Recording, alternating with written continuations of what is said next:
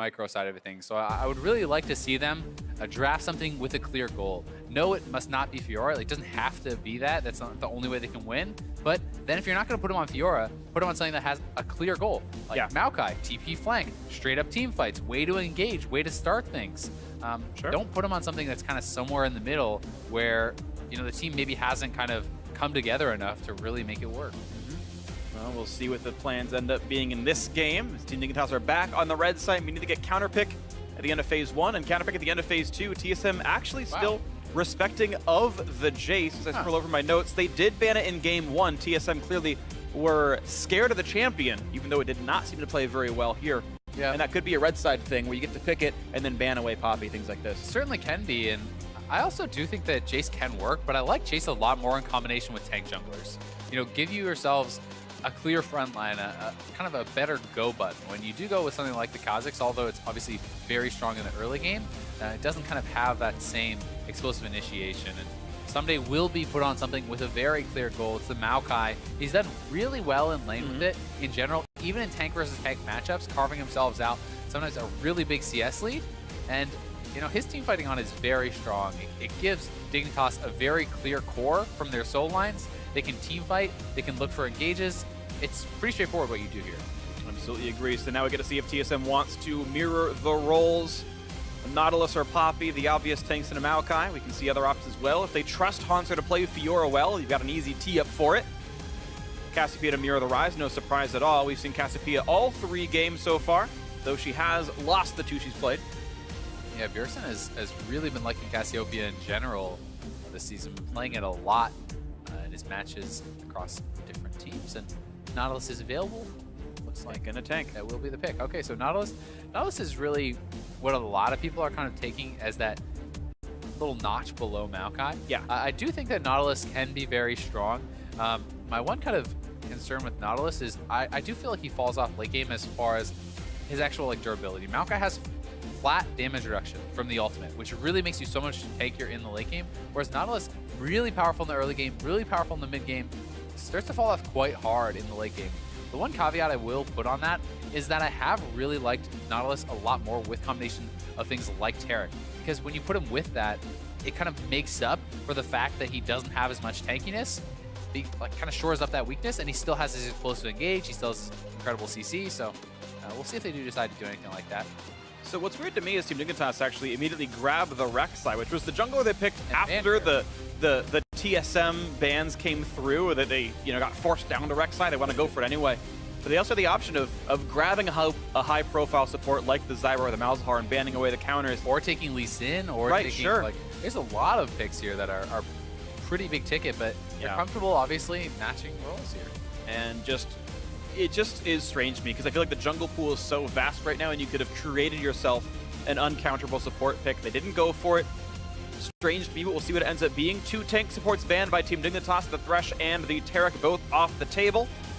Malzahar and will it be Zyra, the final ban here for TSM? Zyra already has been taken. Oh, you're right, sorry. So it'll be interesting to see if it is even more of those bans. I definitely think that I like the Taric ban. It makes a lot of sense. Obviously, that is kind of prompting the response of the Malzahar ban, because Dignitas has first pick out of the second ban phase. Not sure exactly what they want to go here. They can obviously take their first pick of those 80 carries, and this time it's looking like it may be Ashe, which would be a change up from the previous games. They had taken Varus first. TSM had taken Jhin in the first game as their kind of high priority of the 80 carries. This would give us one of each of the triumvirate in each of the games, and very interesting. Outlawed 2 straight Ashe games now. Jhin in the first. Wildcard are going to maybe reprise his role on the Varus. Did, I think, the most damage in the game of the champion. Poke, of course, makes it look that way, but still 20,000 damage is 20,000 damage. It's not anything to shake a stick at. We'll see. Time going to tick down, and they say, I'm going to go ahead with They're going to just mirror the champion here. Yeah, I would the same bot lane as they did last game. The only kind of inflection point left really is if Dignitas has any sort of interesting support pick that they can do reactively to whatever Biofrost selects here, since they have saved their support as that last choice. We have seen throughout the draft phase, really in all pro play, it's kind of evolving a lot more, and it had traditionally been leaving solo laners for those last picks to try to get the lane kind of counters. But as teams are doing it more and more, they seem to be more happy to pick their solo laners in the first round and avoid kind of getting banned out in that second round. So tank support once again, TSM back to back to back. Bot laner picks Taric, Thresh, then Braum. I guess if your TSM tank supports are not dead, you want to play that style. 2 tanks in the lineup, an assassin, and then 2 strong backliners, and Team Dignitas 6 special could go for the old school look with Morgana. And Morgana had terrorized TSM's bot lane last weekend in their matchup against Ole and the rest of Immortals, and Xpecial gonna reprise that role. Interesting to see. I like it a lot. You can use the Black Shield in a number of ways that are extremely effective against TSM. The last passive hit from Braum, as that's about to proc, you can Black Shield, avoid that stun. It's gonna immune the knockup from the ultimate from Braum.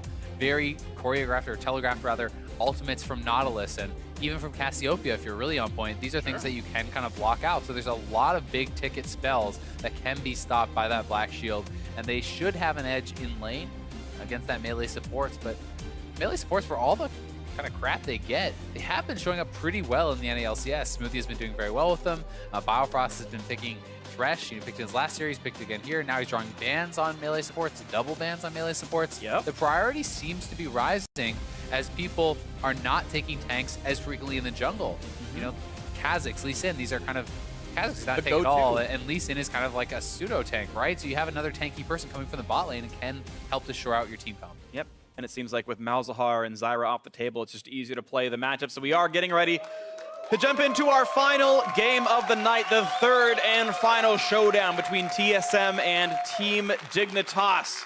Dignitas, maybe the hottest new team in the league, looks pretty sharp, but they've got to figure out if this is going to work for them. Now a top laner, a team fighter, a tank in for someday once again, the Maokai. TSM going to, of course, match that with the Nautilus top lane themselves, and the Braum, the tank once again here for Biofrost in the support role. And as we load ourselves into the game, we get to figure out who it's going to be, improving to 2-1, improving and staying near the top of the standings at the end of Friday's games. Here we go, Game 3, TSM versus Team Dignitas hits the rift. Both teams, 2 tanks, or at least kind of pseudo tanks if you don't want to count the Braum support as a full tank. But Varus, Wild Turtle, going to be starting Longsword once again. So maybe this is the new standard. This may be the kind of development that we are going to find in the meta, as it has been both teams running it so far. And it can be one of those things where one kind of block of scrims is really doing this strategy and they're picking up and accepting as the best. But different teams do not always scrim each other. A lot of these teams scrim the same group week in, week out. They're not always playing against every team in the LCS. Yeah. I know there was a while back in end of spring, I want to say last year, where Cole start on AD carry was really popular, and it was, I want to say it was like Altec or Wild Turtle who just decided to start going Cole at the beginning of every game. And then suddenly everyone started doing it because it was working. They won like 5 games in a row, so just everyone went Cole for a week, and then they just stopped. And it was just like, all right, well, that was fun, but yeah, never mind. And those meta shifts can feel very abrupt to the pro play viewer, right? But there was like 500 scrims in between when it started and where it stopped that we didn't get to see. Yeah. And it was probably established, oh, okay, actually it doesn't really work because you can get ganked, it's easier to die or whatever. But that is a lot of the stuff that kind of goes on behind the scenes. And, and there can be kind of different metas even within the NLCS based on who you're scrimming against, right? You know, there was a recent interview, players from P1 were talking about how TSM and Liquid and C9 kind of only like to scrim against each other. And that can lead to a situation where you have those guys with their own idea of what's the best way to play the games based on their results. And then you can have another group of teams who have their own idea of what the best way to play the game is based on their scrim results. Yeah, it's usually very pronounced coming into playoffs, especially because they start scoring off on opposite sides of the bracket. Usually a patch hits, sometimes a small one, sometimes a big one, right before playoffs, and it's like, ooh, just kidding, it's TP Heal Mundo is the best top laner in the game, and half the teams are playing it, and they're on opposite sides of the bracket because they were scrimming together, and that was the best top laner. Yep. And people can definitely get very tight-lipped around playoff time with strategies. So, Dignitas going to be shoving in their opponents here, looking to kind of try to poke them out, deny as much CS as they can under turret, and kind of get their advantage that way. We had seen a turtle get poked out in earlier games, forcing out those pots very early, and we'll have to track how he's doing in that regard this time. This Chaser may be looking for an early gank mid lane. You can find the play. Not going to get spotted. Now gets seen, actually, and Bjergsen can tell he's there. Sven is over the wall, too, and he's low. Looking for the play onto this Kha'Zix. Has to leap away from his own jungle. Chaser getting a good side of that trade. Down to the defensive trinket. Knows what's going on, though, and he's going to get actually control over the Raptors anyway. So no real harm or foul. Nice bind and a Biofrost. 8 gold for his troubles. Yeah, not too much damage coming out from that. It's mostly about holding them in position for your AD carry to get a lot of that damage out in the early game. Whoa, special, what was that? He walked forward for no reason. He's got no black shield. Oh, God. Yeah. Oh, gets the binding. It was a bait the whole time. Look at the damage on a Wild Turtle. But that is, you do not want to trade into that. Lot actually, I think, lost that trade, funny enough, because there was so many range minions that had stacked up. There was like 6 or 7 minions turned to shoot him when he got his auto attack on Turtle. So it's something you really have to track. Law now does not have his potion. He does have the Doran's Blade for that sustain, but he has used his 1 potion, and Turtle still has 2 remaining. Snipe on Dubik special. Yeah. See, he points at Law and then goes, just kidding, we're going to hit the Morgana after all. Biofrost puts at the shield until last hit a minion, takes a couple hundred damage. Not the cleanest situation. Now Chaser wants to get into the mix. There is no ward here, so we'll see how heavily they want to actually commit to this, but it's just going to be a ward. Try to keep them safe. From the Kha'Zix, Svenskeren already had base and is heading down to bot side, so we'll see if that does come into play. Yeah, Svenskeren just pinged his own Krugs. I don't know if it was like, hey, Rek'Sai might be here, or I'm just going to be on this camp. But sees that Rek'Sai has not touched anything. This is actually really cute here too, a little move. But so, the Tribush was already warded by Chaser. Xpecial then walks over there to say that he's warding it, doesn't use his ward, and now their opponents don't really know that Chaser was down there on the map, right? Nothing is given away there. They know, okay, hey, it's warded, we can't go here, but they don't know that Chaser was there. The ward is still available for Xpecial, so that's something that they may not be able to actually track. Right, because normally they'd see if someone trinketed later on, you know, if Xpecial walks over and wards it, but that doesn't quite matter now. Well, Svenskeren going to make his trip to the top side, revealed by a trinket though. So Team Dignitas knows Sven is in bottom river. You're able to clear away the control ward, no big problem here, and he's replaced by a trinket. That's actually out of the brush though, it didn't turn invisible right away, so it actually won't see in the brush. If someone hides in there, they won't know. Oh, Biofrost! Shields the wrong way. Always looks funny, but not the end of the world. Losing his last potion here. Haunter early roam to mid lane. Keen. Keen's gonna flash. No, the flash auto attack. A couple more goes in. There's the hook in as well. And he can't run away. First blood picked up, beautifully executed. And now Someday gonna be joining the fight, but why even bother? Probably should have canceled TP, losing a lot of health for that. Definitely should have canceled TP, and that was so well played by Haunter. Keen wanted to reactively flash the hook, so Haunter flashes in, immediate auto for the root, has the hook for the follow-up, Miasma to follow that. Just so well coordinated. This is a beautiful roam here early on from Haunter, and there it goes. Keen getting ready for that hook.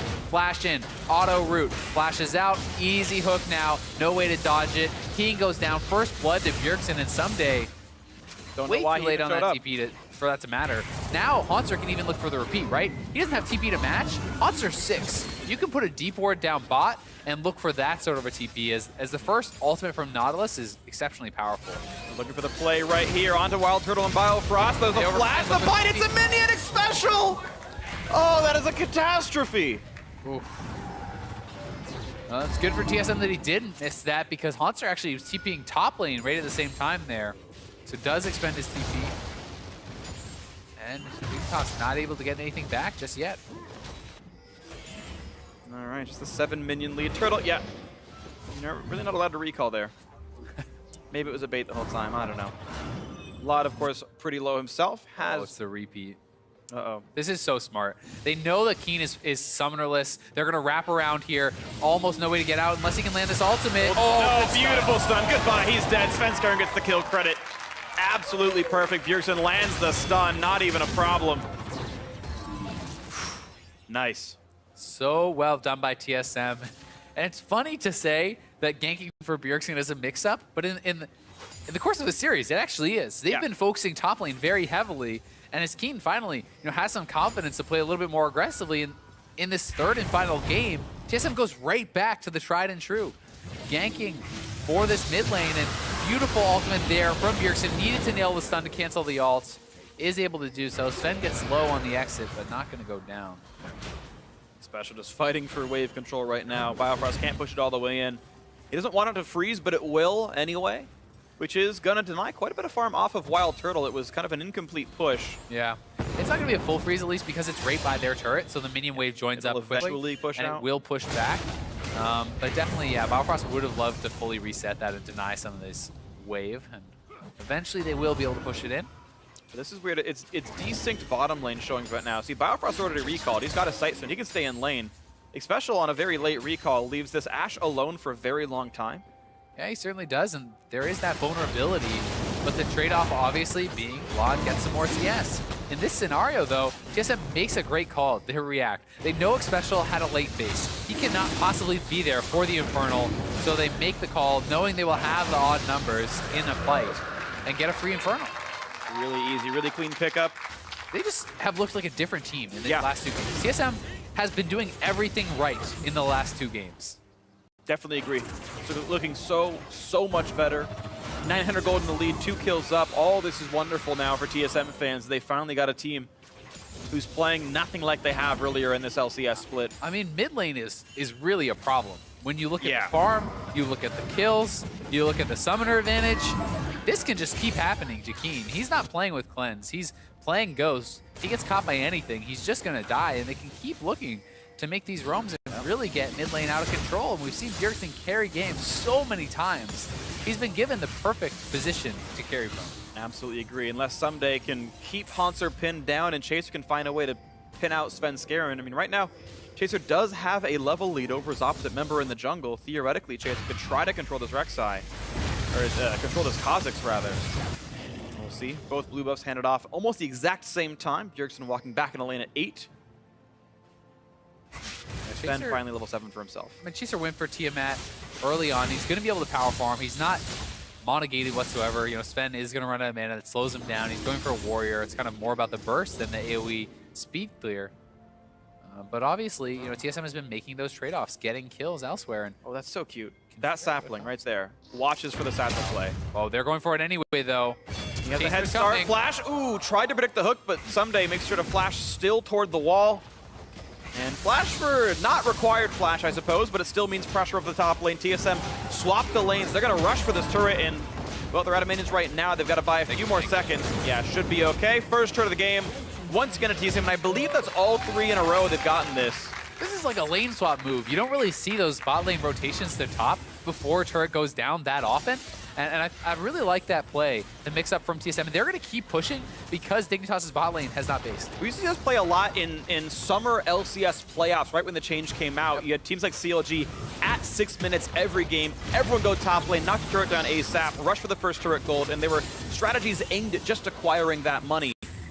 Vlad will be given solo gold in the bot lane outer turret, but it won't be that same influx of free gold from getting the first one, but he's going to die as many minions as he can. And finally, this turret will fall.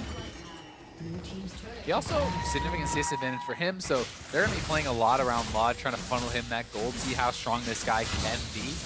And we do know that there's the opportunity on Ashe to really kind of turn around some of these plays, to look for some picks. But Bjergsen is taking the more kind of conservative summoner spell. He's playing Cleanse while Keen is not, and Keen has already been punished for that. That's the case. In teamfights, you'd think Black Shield would be enough, but it was 3v1 with no Morgana to be seen.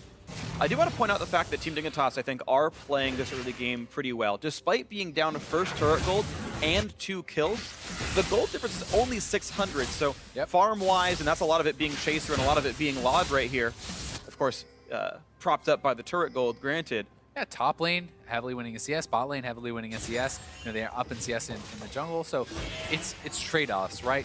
Who is going to make the most of their advantages? Is it going to be TSM funneling all this into Bjergsen? Can they continue to snowball this game and look around? Ooh. Nice. Wow, that landed. Flash gonna hook, gonna land the knockup as well. Chaser here, but it's a turret aggro versus 4. Biofrost gonna lose his life, just maybe. The final shot comes through, and Chaser flashes to safety. 1 for 0. Turtle dangerously low. Chaser got to run away from this one. Still advantage Team Dignitas. They survive out of the turret. Yeah, Turtle nails that ultimate, but Biofrost did not have turret aggro, so Turtle had to back up. Couldn't actually get a lot of damage out during that CC chain. And as a result, it's Biofrost going down. And Dignitas come out positive on that play, keeping it very, very close. lot of resources and effort used to try to make that play happen. Now Someday has a nice big wave to catch in the top lane to get farther ahead in golden XP. You're going to clear out the mid lane, but looks like someone can answer that soon if Chaser walks over. TSM trying to be a bit more aggressive. That one did get turned around. Certainly did. I like the proactive plays, though. I like the confidence to be able to do that. You need to be able to go for these plays. And Dignitas, they were up to the challenge this time. They answered it very well. So here it is once again. Turtle actually is the one with the turret aggro. So you'll see he has to back out. Isn't able to get a lot of damage out during this time. And Keen so fast on the roam. Maokai coming in from behind. And they were lucky to not lose more here as Turtle was exceptionally close to going down. I think Someday could have taken him down with the ultimate pop and then backed off. But didn't want to risk trading his life for it, and makes the conservative call. Dignitas answer the play very, very well. Yeah, defensible choice by Someday. Just, you're right, could have been a kill if he chose the riskier one, but we're back on equal gold now. That one kill and the minion waves being equaled means TSM, all they have to show for themselves is this Infernal Drake lead. Nothing to completely ignore, but not the early game they had last game for sure, and Team Dignitas have a plan. They don't have this hope you win laning phase Jace pick. They've got solid team fighting. They've got a 30 minion lead Ashe, Lod building for full damage. They've got the tools they need to win this game. They definitely do, and they also have great initiation for their front line through the Rise ultimate. When you get extra ranks in this Rise ultimate, you can use that as a flank. You can drop the Rise ultimate, have Chaser, have Someday hop into this as Lod's firing in the arrow, Special's firing in bindings, and you can really kind of clamp down on a team and try to take out the carries. See how good the clamps are. See if they can knock him down. Lod's still going to clear the waves. You've got, of course, the lane swaps have come through. This is the standard pro-level mid-game, and to be honest, any of you guys playing at home, it is worth trying to get these lane assignments yourselves as well. Send the dual lane to the mid lane, let the support roam easily, and hope your mid laners have ways of side laning. This is a big dragon here. TSM would love to snowball the game, take their second one. Haunter late to the party, though. Not going to get it. Not going to get it. Early smite doesn't matter, though. Black Shield makes it all fine. They walk away from the Winter's Bite. TSM, though, first in the mid lane. Drake for tempo is not always the best play. This turret could drop. Lod maybe find an arrow, looks for it, hits onto Haunter. The tank is going to survive. Binding not going to be in range.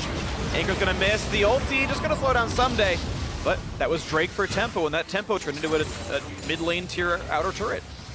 TSM makes the right call to not go for the dragon after Haunter was late. He didn't have his TP, was too slow to get down there. They would have loved to try to snowball the game off of that, though, but Dignitas makes a good call, takes the dragon, and TSM is going to be able to trade back with the best that they can, and that's that mid lane turret. So really, right back to the kind of beginnings of last game where the two teams were trading back and forth really well, trying to take advantage of any opportunity that they are given.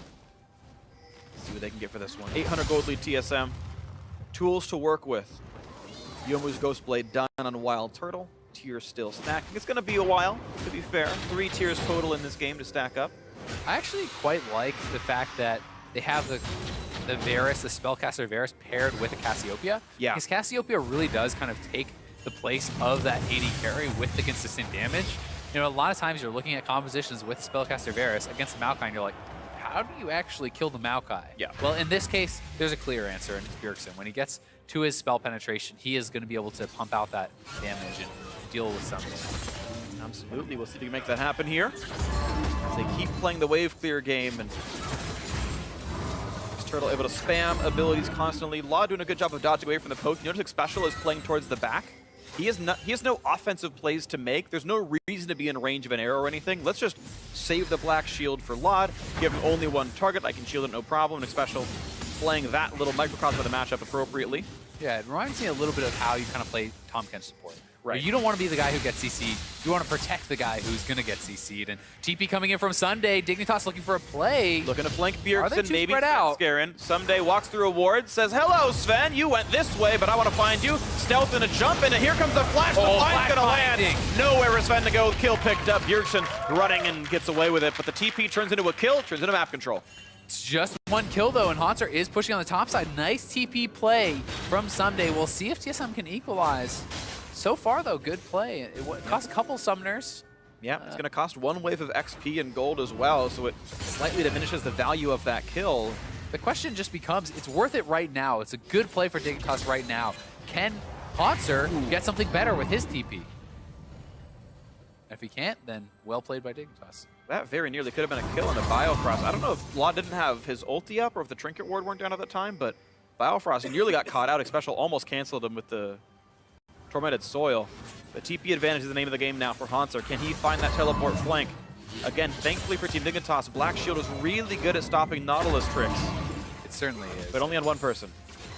Yeah, and that's a lot of what it comes down to when you're playing against Morgana. Can you kind of fake like you want to initiate on one person, bait out that Black Shield, and then go for someone else, you know? Someday can run in, hook towards one person, Black Shield goes there, ultimate's the second target, and that is your true kill target. It's similar to how Threshes have to play that matchup. You know, flash on one person, flay them, they get the Black Shield, then you try to hook the other guy, that kind of thing. So, gonna have to track how these two teams play around it.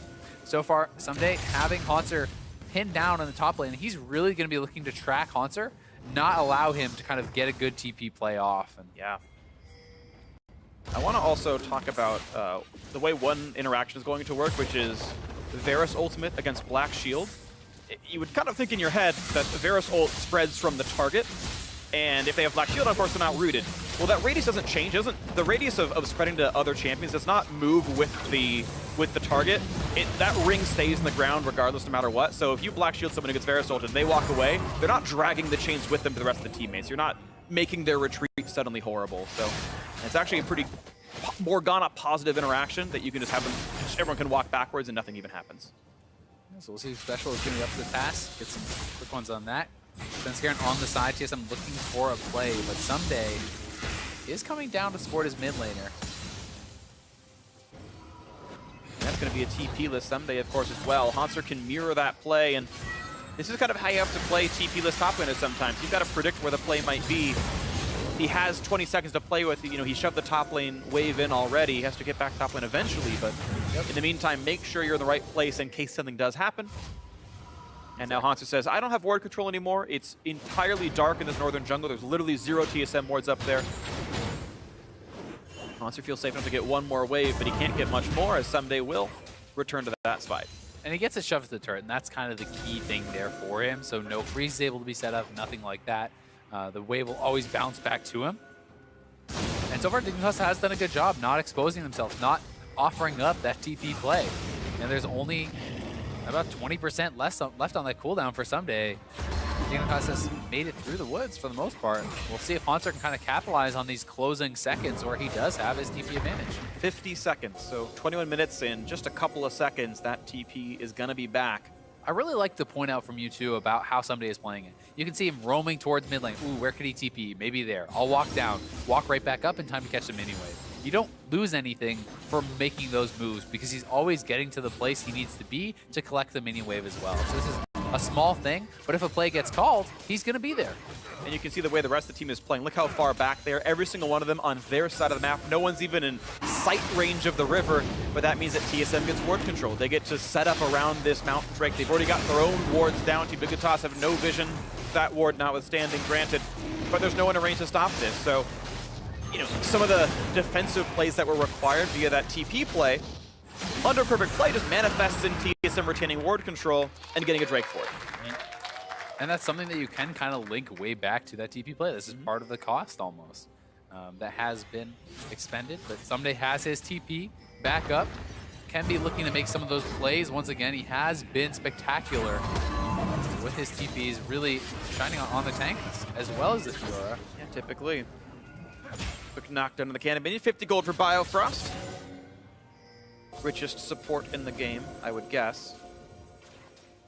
I don't know, man. Morgana gets 500 gold up. Is he? Okay. Yeah, 500 gold up, even despite the death and the assist. Just because Special's had to play pretty defensively, and Biofrost's been pretty on point getting relic stacks. I, the watcher, sometimes can net so much gold from Morgana if you're able to actually just kind of consistently proc that out. Yep. But Biofrost almost doubled what he's earned with just the tier 1 gold item. That's very impressive. Yep. If he were Thresh, it'd be way harder. Last leading's just much more difficult in that champ, but yeah, and any range support, you're obviously gonna have to exactly nail that last hit with the Targons. You don't get the execute that a melee champion would.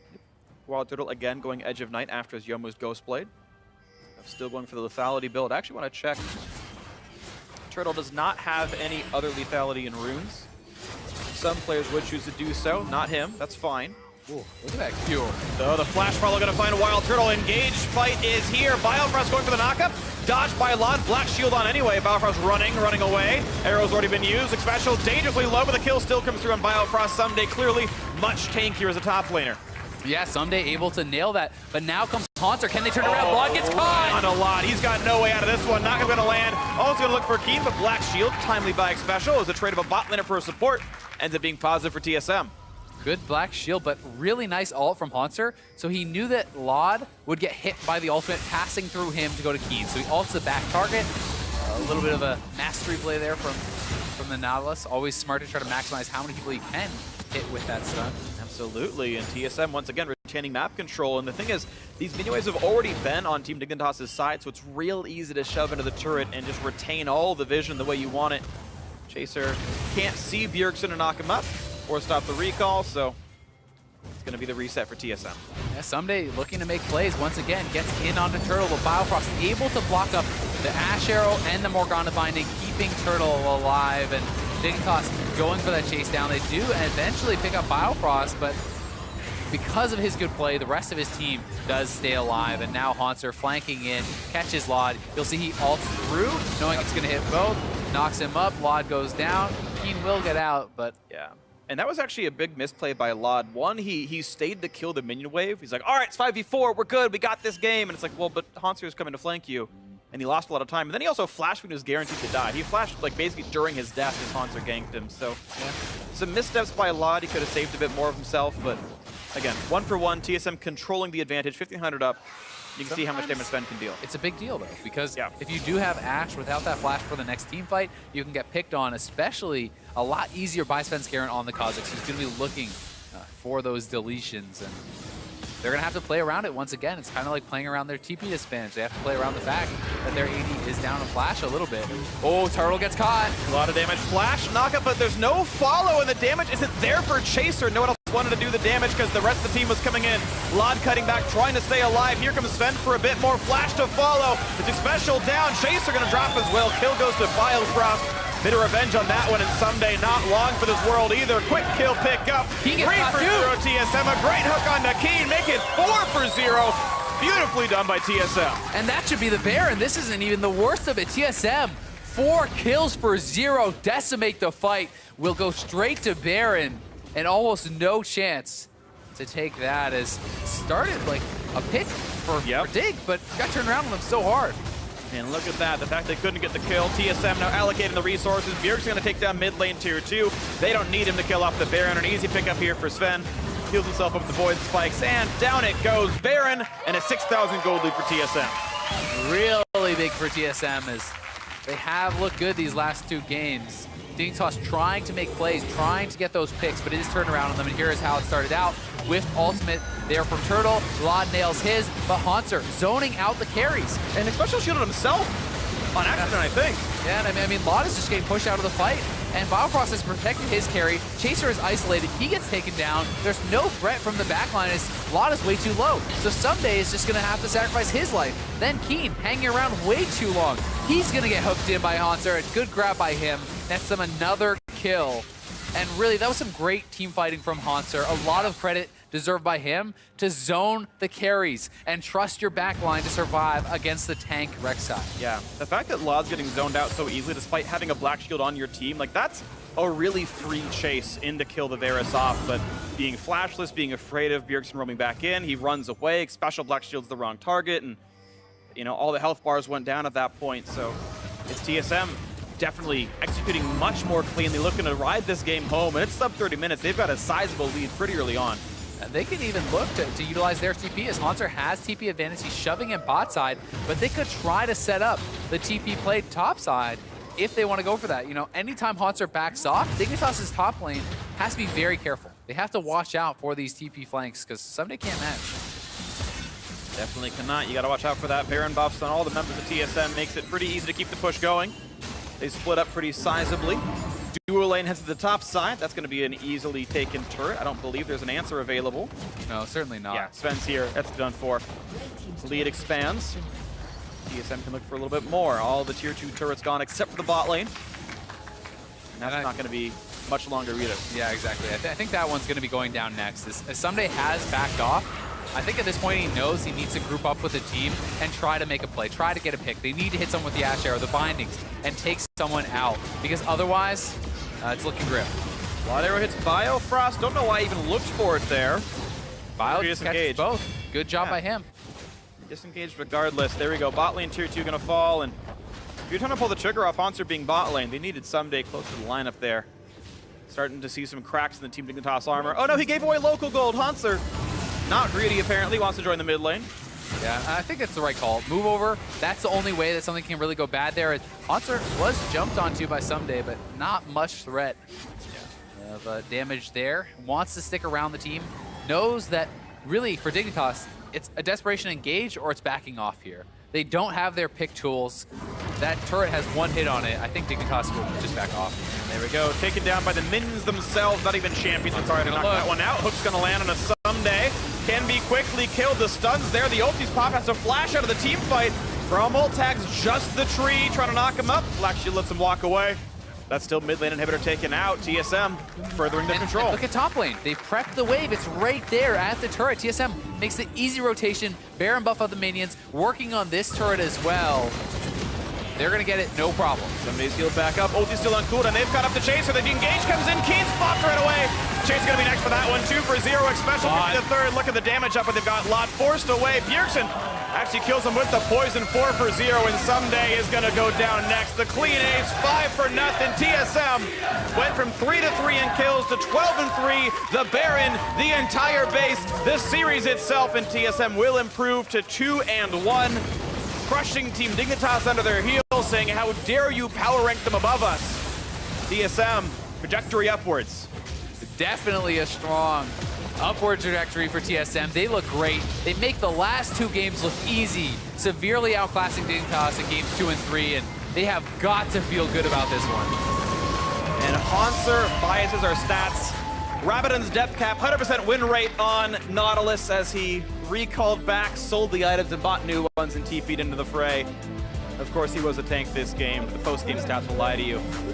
Either way, TSM definitely can feel very, very good about this win. Yeah. They found the road they needed to take. You could tell they're excited about it. That was like a lot of kind of stylish, you know, like selling the items, TP back in, flash, queuing backwards. They were having some fun with it.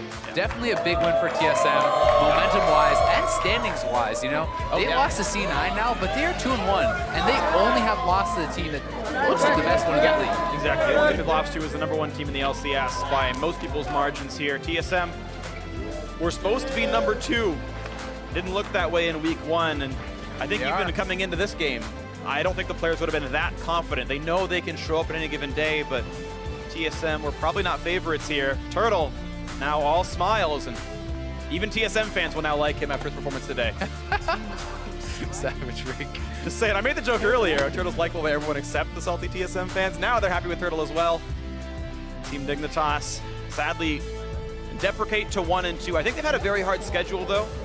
I would consider TSM, C9, and even Phoenix 1 as top half standings teams, potentially, in the last one. They really have. And I think that we have seen some of their holes kind of begin to show a little bit in this series. You know, Game 2, they really did look lost. Game 3, it simply felt like they were outclassed. You know, the last 2 games didn't feel like they were really matching up well against TSM. And I think that in this Game 3, they had a plan, but TSM was just equal to it, right? Yeah. They were always able to match the TPs, to match the plays, and to get more out of almost all of those trades. Absolutely agree. TSM playing better as the team, and it just took them a game to warm up, it felt like. The first one, they got pushed around, and they had to win by making team plays, and they failed to do so. They needed the 5-on-5s, but they couldn't find the flanks. It never came together, and they got split pushed to death, and that desperation team fight came in too late. Game 2 was like a walk in the park. It's like, you outscale for free. Just don't screw up in the game. It will fall into your hands if you don't fall too far behind. And they received their free win. Third game, on them to play well. Team fight comp versus team fight comp. and they massively outplayed Team Dignitas. Definitely, and you could even see the adaptations, from Hanser. Was maybe a bit hesitant to make some of those plays in the first game, maybe TPing a bit too late, maybe not looking for those plays, or it's not just on him, it's all on the whole team. But still, game 2, game 3, making the roams early and often, really helping to snowball the game, and he looked incredible in the series. He absolutely did. Hanser looked great. Bjergsen had some really solid plays as well. I loved all the mid lane pressure, the early level 5 Nautilus roam turned into First Blood. They repeated it under the turret, 2 for 0. Sounds pretty good. Mid lane never really let up, and Bjergsen did plenty of damage that game. So a good match win for TSM. Beautifully done. Now let's send it down to TSM and Riv on the side stage. Thank you very much, gentlemen. Great cast on the day. I am joined by TSM Hanser after their victory over Dignitas back in the NALCS. And I got to ask you guys back as well. It seems like things are gelling a little bit more. Coming into the second week, how are you feeling about your gameplay in the top, Hanser? How are things going? So in the first week, I definitely played like shit. I think I just underperformed really hard, and as a team, we just weren't up to par, individually and as a team as a whole. But now coming into week 2, I know what problems I need to solve. We're all working hard to solve our issues, and I think we're feeling a lot more confident. Has it been interesting without Doublelift on the team where the obligations have to go after that? Maybe another voice from Bio on the bottom. Has that been tough for the team? It's definitely been a struggle because Peter was super decisive, and he basically always forced plays around him. So the team had to take care of him. But now that we have Turtle, it was just we kind of don't have as much direction as we used to. So we're just looking to find that groove back. And last time I got to speak to you was at finals in Canada, and I kind of spoke to you about wanting to be the top laner for NALCS. How is that working out now? You have Flame to go against, Someday to go against. Obviously, you're still fighting for that position, but how is the competition up there this season? It's really hard to tell because it's really early in the season, and haven't played that many opponents yet. But definitely the top playing pool has gotten a lot better, and it's going to be a lot more competitive than it was last year. Well, doing better. Undefeated on Nautilus, that 1-0-10 game. You guys go into another difficult match tomorrow against Team Liquid. You're going to be facing Lorlo up there. How do you feel about the matchup and just overall the game? I think it's going to be a pretty easy game for us. All right, well, you heard it here from Hanser. Final words on that. TSM taking the win over Dignitas. We're going to throw it to the analyst desk to break down the rest of the day. Thank you very much, Riv. Strong words out of Hanser there leading into tomorrow's matchup against Team Liquid after the 2-1 victory here for TSM. But I do have to say, those last 2 games there looked so much better out of TSM as opposed to the ones previously played in week 1. Yeah, the cash just kept hitting it. Even just the first game of the series, the next 2 games looked incredibly different. The upward trajectory throughout that series was great. Hanser was talking about they all had a lot to work on after week 1. They seem to be making pretty good progress. This definitely wasn't the perfect series, but they got cleaner and cleaner as the day progressed. Right, and so if we take a look at the team compositions put together, we saw the tank v tank matchup in the top lane. So Dignitas opted to go back towards that Maokai for Someday.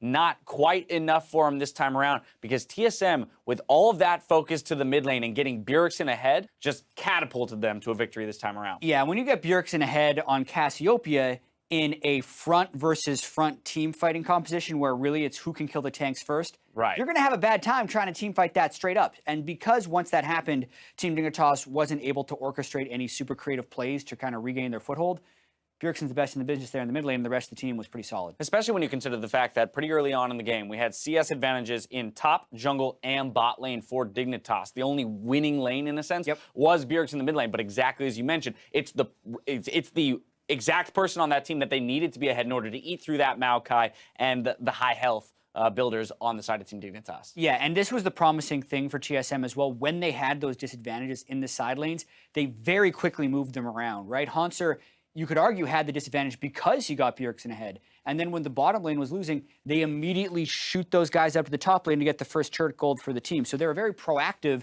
in their disadvantaged lanes and was quite successful. And let's go ahead and take a look at the one fight 24 minutes into the game. TSM turning this around off of Dignitas aggression. This looked like an easy dig win here. Yeah, we were wondering how this went 4 kills for TSM, but it's because no one could follow through to finish off Wild Turtle, in part because Laud burned his flash previously, and Hanser's TP also blocked the rest of them, and it's very difficult to move past the front line when both teams have compositions like this, unless you have Kha'Zix, who is one person who can have pretty good backline access, and then King just stuck around too long, and the game was maybe 1,000 gold different at that point, and then once that happened, it was over. Right, look, I mean, that was around the 25-minute mark there, and you can see it on the gold difference over time. That big spike, that was that fight there. Of course, they went and picked up the Baron off the backside of that. Pretty easy to push down the turrets from then on out. Someday unable to match Nautilus in the split push once that Baron buff is there. Yep. So a lot, or rather a large influx of gold at that point.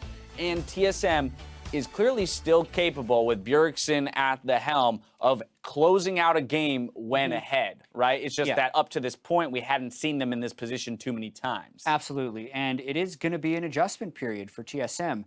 Turns out Doublelift was a pretty good shot caller. A skill he developed throughout his career for sure, but you can definitely feel his absence, and Hanser talked about it even in that interview. They play much slower. It looks more like 2015 TSM than 2016 TSM, the last time Bjergsen was the primary shot caller. So they still need to find a way to accelerate that pace of game, because there were a lot of good things that came from TSM being so aggressive last year. I was about to say, whether or not Doublelift's individual calls were good or bad, kind of irrelevant. They were there. Yeah, what Hanser was saying time. is that we had direction because he was an aggressive person who asked for things to get done. And if we follow up on it, then hey, that's action rather than inaction. So it's paying off for TSM here. When they're able to take action, they're going to have to figure out who is, whose shoulders that responsibility is going to land on now.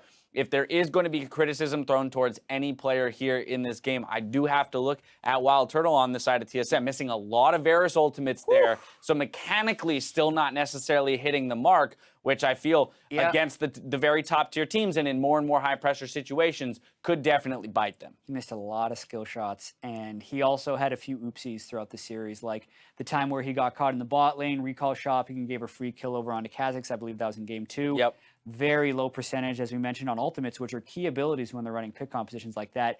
And they didn't have laning phase victories. Mind you, they weren't picking themselves into winning situations, but that is definitely a very clear area for improvement. Yeah, but a player who stepped up in this game was Hanser. From the top lane, we saw a very early roam down to the mid lane, the flash auto on Nautilus to get the root. Absolutely loved what is, as mechanical a play as Nautilus can muster. But, he has found a way to affect the map as a pretty much solely tank player and get Bjergsen ahead as their main carry. Yeah, I think there will be arguments for Hanser in game 2 on the Poppy as well, but it's kind of just who is able to find the way to get the team the first advantage, because those are the hardest to come by. Yep. I like the fact that Hanser also was able to step up against Someday after Someday had such a dominating game 1, and you could kind of tell that TSM really they learned almost how to deal with him throughout the series, and Hanser made a ton of plays throughout that game. Right, it would be easy to roll over and take your lickings after a loss against a Fiora like that, but he turns it around. TSM picks up the victory with 2 more matches under our belts. Let's go ahead and take a look at the standings. FlyQuest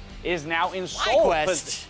FlyQuest, what are you doing up there at the top of the tables? 3-0, but hey, they earned it. Then, with their win, TSM holds on to 3rd place at 2-1, leaving CLG and Team Dignitas tied for 7th place after today's games. But plenty can change as we still have a weekend of games ahead of us. Tomorrow on NALCS 1, we have Immortals facing off against Cloud9, with TSM loading back into the battle arena to play Team Liquid. That's a big one that Hanser and Lorlo matchup will be fun to watch, especially after the commentary in that interview. Then on NALCS 2, Envy take on Phoenix 1 with Echo Fox versus Team Dignitas later in the day. So we already mentioned this Team Liquid TSM game. How do you expect that to play out, especially with how well Lorlo has been playing so far this split? Exactly, and also you say Team Liquid lost to FlyQuest. Maybe they're a little shaky, but it turns out FlyQuest is playing very well. This game will tell us a lot, especially because TSM is starting to play a little cleaner, and Team Liquid has some time to pick things up. If it turns into another one of those top lane focused games, so much of it does actually swing on that draft phase. Because I feel like if TSM is able to manipulate tank versus tank matchups, they're heavily advantaged. So if Lorlo, I feel like, wants to have an edge, they have to find a way to give him a winning lane. Exactly. I mean, Hanser has illustrated today that he can go up against other top-tier top laners in Someday. Lorlo, who's been performing both on the carries and the tanks, should be able to be kept under control if Sven Skaren makes his visits up there. The mid lane is where I'm looking. Bjergsen against, say, Golden Glue or Link, if they decide to bring him in, seems even more lopsided to me than Bjergsen versus Keen. Exactly, and I think that's why TSM would have the advantage in the tank matchup, because so much of that depends on how good your damage is and how well they can cut through the front line. And Right. Bjergsen's Cassiopeia play has been very good so far this year. Well, TSM's got a win under their belt this weekend. They'll be moving in tomorrow with some confidence. From all of us here, though, on the live broadcast crew, we got to thank you for joining us, and we'll see you here tomorrow. So have a good night.